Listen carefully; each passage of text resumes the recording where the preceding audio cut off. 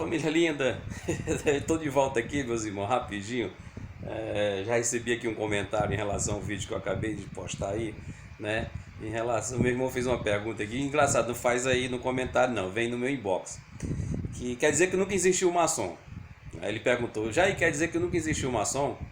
Ah, meu irmão, pelo amor de Deus. Eu fico até rindo, né? E eu amo tanto meus irmãos, né? Meus irmãos, que às vezes eu tenho que ser complacente. Meus irmãos, sempre existiu maçons. Maçom é uma palavra francesa que quer dizer pedreiros. Então havia a corporação dos pedreiros. Então eles eram os maçons, dentro dessa originalidade da palavra. Então os maçons sempre existiram. O que não existiu, nunca existiu, que só veio a existir é essa forma de maçonaria que foi nos apresentada. Vocês entendem o que eu falei? Essa maçonaria que chegou até nós, ela não tem originalidade. Não havia, segundo o que eu vi nos registros acásticos, não havia um rito iniciático dentro da cooperação da oficina dos pedreiros, dos maçons, né, dos trabalhadores mesmo. Não havia esse rito iniciático, não havia essas ritualísticas. O que havia era ortogações, era por mérito. Ou seja, o indivíduo ele chegava por meio, digamos assim, da sua apresentação. Muitas vezes eles eram levados, por exemplo, eu tinha um filho, então eu queria que meu filho fosse pedreiro, fosse maçom. Então eu chegava lá para o mestre da oficina, né, da corporação dos pedreiros da oficina, e apresentava o meu filho. Olha, meu filho aqui, e exigia, a corporação tinha um código de ética, moral e conduta e etc. Exigia que o rapaz fosse de um porte físico, etc, gozando de boa saúde, etc. Então eu oferecia o meu filho para aquela corporação. E diga de passagem, até havia pagamentos. Eu, como pai, eu pagava para aquela corporação para que ele recebesse aquele ofício. Quem leu a República de Platão sabe do que eu estou falando, né? Então aquela criança, aquele jovem, ele era educado. Ele só passaria a entrar de fato na corporação, ele é chamado de aprendiz, quando ele de fato tinha todo o mérito. Ele de fato passava um grande tempo ali estudando, né, quebrando a pedra e etc. Eu falei isso no vídeo anterior, né, que antecede o que eu postei hoje. Ele quebrava a pedra ali para depois ele ser chamado por organismo. Aí então ele recebia a ortogação de aprendiz de maçom, ou seja, aprendiz de pedreiro.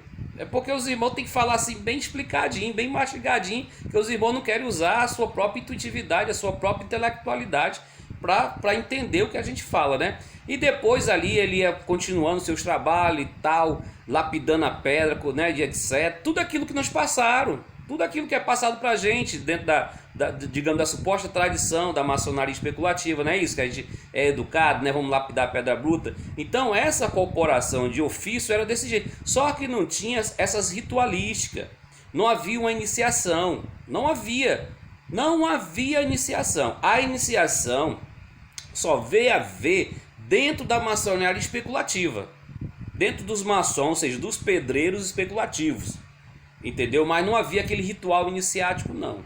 Essa ritualística que nós passamos, ela é pitagórica, ou seja, os pedreiros de fato das corporações de ofício, eles não tinham ideia pitagórica, eles eram cristãos. Ou seja, ele já recebia o aprendiz batizado nas leis da Igreja Católica. Ele era batizado, ele exigido que aquele aprendiz fosse batizado na Igreja Católica, confessasse que era católico e etc. Já na especulação, não. Na especulação nasce esse mito da tradição iniciática, aonde os pedreiros, os maçons operativo, digamos assim, né, da corporação, eles não tinham essa questão ritualística. Era simplesmente por mérito, por meio de ortogação. Ou seja, o mestre ortogava o aprendiz a aprendiz, o mestre ortogava o companheiro a companheiro e etc. E o companheiro, por meio dos seus mestres, pedia a ortogação aos mestres já existentes para ser ortogado ao mestre. Por seus méritos. Não havia um ritual, não havia essas questões de iniciação, elevação e exaltação. Tudo isso aí foi invenção da maçonaria especulativa, dos pedreiros especulativos. Tá simples agora o entendimento? Entendeu? Então essas questões aí que chegou a nós outros, né, não tem originalidade dentro dos maçons operativos, ou seja, dos maçons da corporação de ofício. Não tem originalidade, não tem. O que rituais, né, o ritual que você passou, que eu passei, isso tudo é da maçonaria especulativa. Tudo isso aí foi criação dos maçons especulativos, dos que vieram, dos iluministas, dos pitagóricos, dos maçons herméticos, dos maçons, ou seja, dos maçons que foram entrando nessa maçonaria especulativa, entendeu? Que se organizou, que aí com um tanto religiosa, com um punho religiosa, ela se mesclou com uma entidade no Estado. Ela foi vista como uma instituição dentro do Estado inglês. Ela passou a ser respeitada não mais por a sua forma corporativa, mas pela sua forma agora de uma instituição dentro do Estado da Inglaterra. Ela passou agora a ser vista como uma instituição legalmente constituída, enquanto no tempo da corporação era totalmente de ofício. Meus irmãos, porque se eu for falar sobre isso, eu teria que ter uma palestra, um tempo muito grande do YouTube, tem que falar rápido e de forma bem pedagógica para que vocês possam aguçar os seus entendimentos, as suas intuitividades. Porque o mestre nem é aquele que ensina o aprendiz.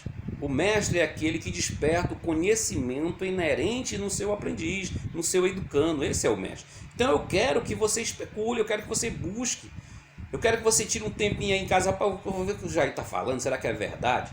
Será que existe esse negócio de acachar? Será que existe mesmo? Será que tudo que ele fala, ou seja, alguma coisa que eu solto assim nas entrelinhas, busque a sua intuitividade.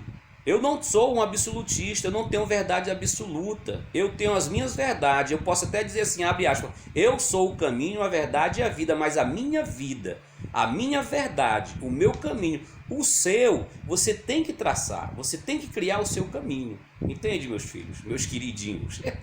Eu te amo, sem te conhecer. Espero ter respondido a sua pergunta.